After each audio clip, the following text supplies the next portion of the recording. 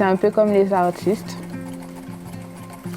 avec la peinture ou autre, la musique, on utilise la couture.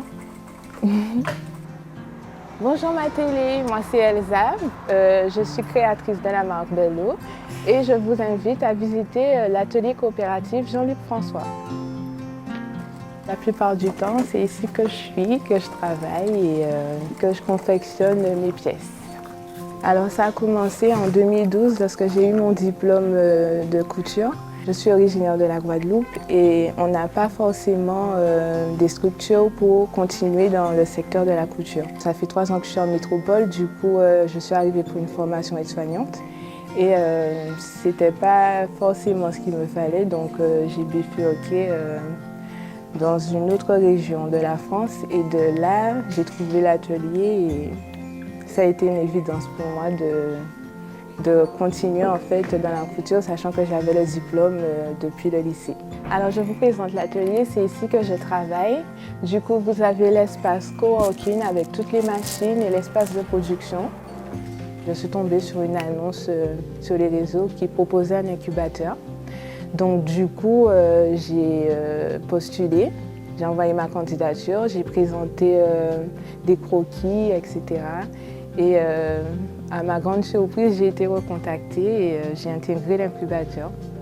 En gros, voilà que tu fasses, en gros que ça se transporte en accessoire, mais que genre, si on la voit, ce soit joli, tu vois.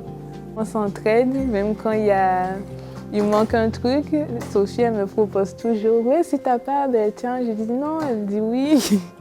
C'est toujours comme ça, c'est vrai. Quand tu fais ce que tu aimes, qu'il y a une bonne ambiance, ben le matin, quand tu te réveilles, t'es bien.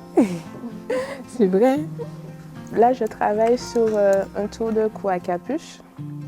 Du coup, je suis en train d'épingler pour passer et pour aplatir du moins.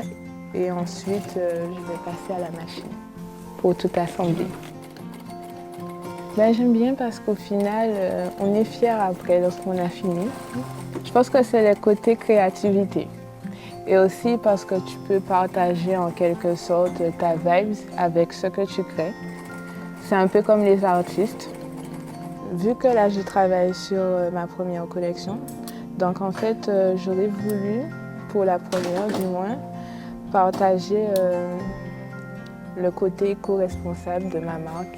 J'utilise plus des dons de structures professionnelles ou de particuliers, des gens qui ont des bouts de tissu qui les embarrassent chez eux. Dans ma collection, en fait, je propose le tissu madras et le tissu traditionnel de Guadeloupe. Donc, j'essaie de le proposer sous d'autres formes que le traditionnel, justement. Là, par exemple, j'ai juste mis un petit élément pour rappeler le petit côté créole dans mes pièces. Enfin, je portais des robes en madras quand j'étais petite. On me faisait porter, etc. Mais je m'étais jamais vraiment intéressée à l'origine du tissu, l'histoire du tissu, et j'ai appris à découvrir grâce à Elsa. Vu qu'en ce moment je travaille sur mon site internet, j'envisage quand même de participer à quelques événements parce que je suis à mes débuts, donc pour faire connaître ma marque et mon concept. Bon, dans un futur, pourquoi pas avoir mon magasin et proposer mes pièces dans un magasin. Ça te manque la Guadeloupe? Oui. Bah oui, il fait froid ici. C'est trop froid, si quand même.